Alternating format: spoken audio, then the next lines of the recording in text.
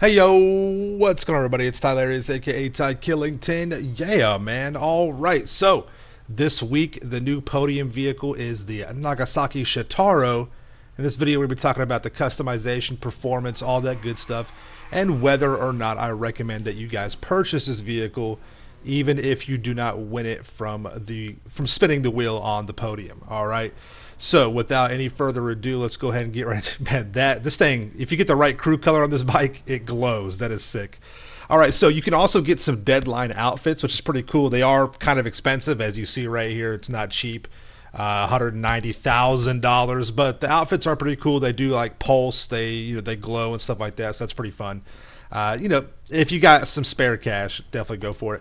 Now, it's been a long time since I have purchased this vehicle. I got it when it first came out. I'm pretty sure, I don't know for a fact, somebody let me know in the comments, but I think you still have to go and race or play the deadline adversary mode to unlock the vehicle to be able to buy it. All right, it is in the motorcycle class. The deadline is triple money this week, and they are pretty fun. I wish you could have more people in there, but it's still pretty cool. The Shotaro, once you do play deadline, if you still have to do that, you can unlock it and buy it at Legendary Motorsport for $2,225,000. That's one of the big issues I have with this bike. But let's go ahead and talk about some of the customization. Now, there's not too much. You have your standard performance stuff like that. You got your mud guards that you can take on and take off. You can kind of make this bike look like a traditional, like regular motorcycle, but it is definitely designed after the whole Tron kind of look and that whole aspect or whatever. And if you play Deadline, you'll know what I'm talking about with that whole entire setup or whatever, what they're doing with it. But as you see right here, you can change up the color on there. I'm going to keep mine just the way it is because I love how that glows. That's my new crew color. It's a little bit lighter green. It still really is very vibrant, and that's kind of fun that you can. I mean, you make this bike look like a freaking UFO. It looks like an alien motorcycle driving around. That's pretty fun.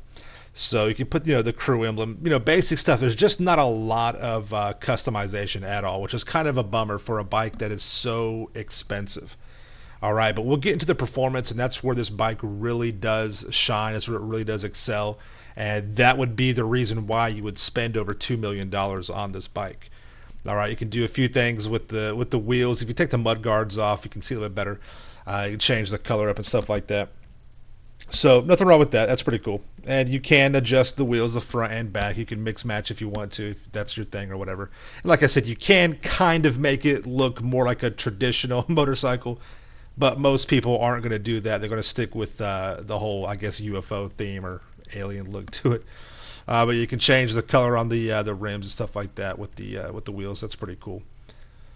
Nothing wrong with that. It comes stock with bulletproof tires, so that if it saves you about 25 grand. That's pretty cool. Change up the tire smoke if you want as well. Nothing wrong with that. And yeah, that's really it. It's kind of disappointing for the customization, but again, you're going for the look of this bike. Now, getting into the performance, this bike is pretty good for the performance wise. Top speed, it's not the fastest motorcycle. You can't do the whole wheelie thing and stuff like that. Doesn't really affect it too much. And even though this bike is extremely fast, top speed in a straight line, not being able to do a wheelie like a lot of the other motorcycles, like the BF400, for example, that does hinder it. But it's still going to be one of your faster vehicles in a straight line. This bike, where it truly performs and excels, is its agility. This bike around a track is hard to beat.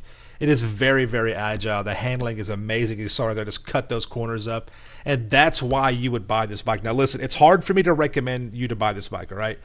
I would have to lean that this is a luxury item because you've got bikes like the Body 801, which is like 15 grand, or you could steal it.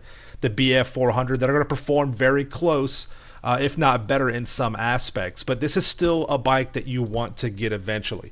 At 2.2 million, though, make sure that you have plenty of funds. I would not say this is a priority, but if you use this bike, if you're big into racing and things like that, this is going to be a top contender.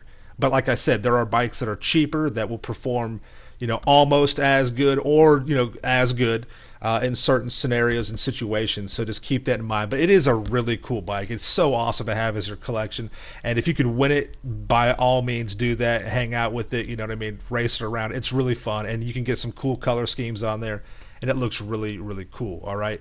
So I hope this video helped out. If it did, make sure you guys drop a like, subscribe to the channel for the ills and reals content in the game. Make sure you smash that like button, and you guys stay dangerous. All right, we'll see you in the next one. Peace out. Yeah.